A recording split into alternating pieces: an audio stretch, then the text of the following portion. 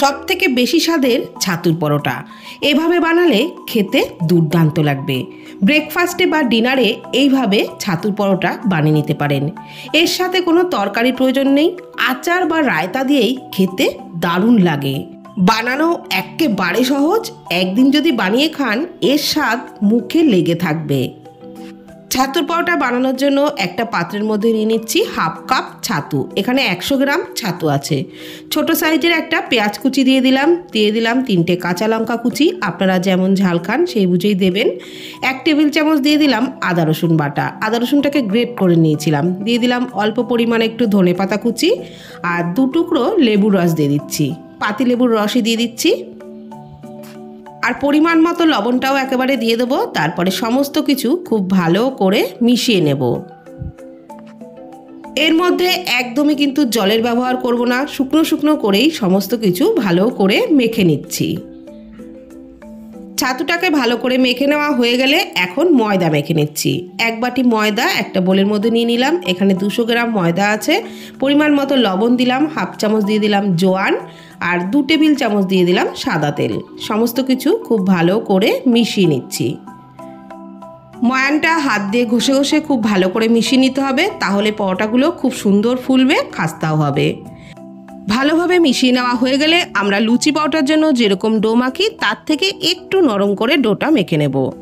যে কোনো পুর ভরা পরোটা ডোটা যদি একটু নরম করে মাখা হয় তাহলে পুর ভরে বেলতেও সুবিধা হয়, পরোটাও খুব ভালো হয়। খুব ভালো করে ডোটাকে মেখে নিয়েছি। এবারে এটাকে ঢাকা দিয়ে 10 থেকে 15 মিনিটের জন্য রেস্ট রাখবো। আপনারা ময়দাটা আগে মেখে নিয়ে তারপরে 10-15 মিনিট রেস্ট রেখে সেই সময়টায় কিন্তু ছাতুর পুরটা বানিয়ে নিতে পারেন। আমি আগে ছাতুর পুরটা বানিয়ে নিয়ে তারপরে ময়দাটাকে মেখে ঢেকে রেখেছিলাম। আর হাতে সময় বেশি না থাকলে 5 মিনিট রেস্টে রাখলেও হবে। এবারে মাখা ময়দার থেকে লেচি কেটে নিচ্ছি। রুটির মতো সাইজের করেই লেচিগুলো কেটে নিচ্ছি। এখন একটু শুকনো ময়দা দিয়ে বেলে নিচ্ছি। প্রথমে একটু লুচির মতো করে বেলে নিচ্ছি। এইভাবে একটু বেলে নিয়ে তারপর ছাতুর পুরটা দিলে তাহলে পুরটা কিন্তু চারিদিকে সমান থাকে আর পরোটাও বেলতে সুবিধা হয়। তো এইভাবে একটু বেলে নিলাম। তারপর 1.5 চামচ মতো ছাতুর পুর মাঝখানে দিয়ে দিলাম।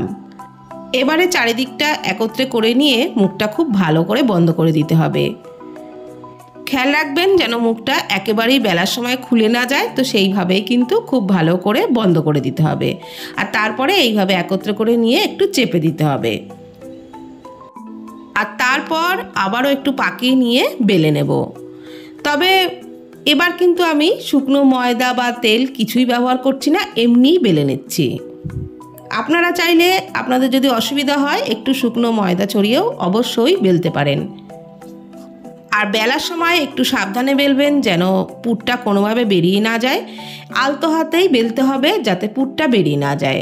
একটা বেলে নেওয়া হয়ে গেছে। একই রকমভাবে আমি সবকটাকেই বেলে নিয়েছি। এবারে তাওয়াতে তেল ছাড়া 2 পিঠ প্রথমে সেঁকে নিলাম, তারপর অল্প অল্প তেল দিয়ে পরোটা বেশ লালচে করে ভেজে নেব।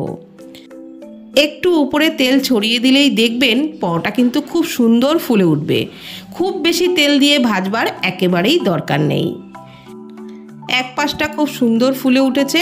আমি আবারও অল্প অল্প তেল ছড়িয়ে পরোটা কিন্তু দুপাশেই ফুলকো করে ভেজে নেব।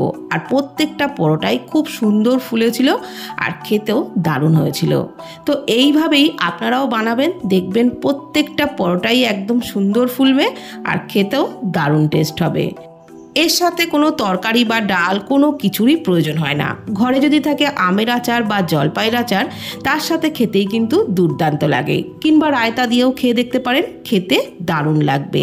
তো ভিডিওটি কেমন লাগলো প্লিজ কমেন্টের মাধ্যমে জানাবেন। ফেসবুক থেকে দেখে থাকলে পেজটি ফলো করে নেওয়ার অনুরোধ রইল। ইউটিউব থেকে দেখলে চ্যানেলটি প্লিজ সাবস্ক্রাইব করে দেবেন। আজকের মতো এই পর্যন্ত। ভালো থাকবেন, সুস্থ থাকবেন। ধন্যবাদ।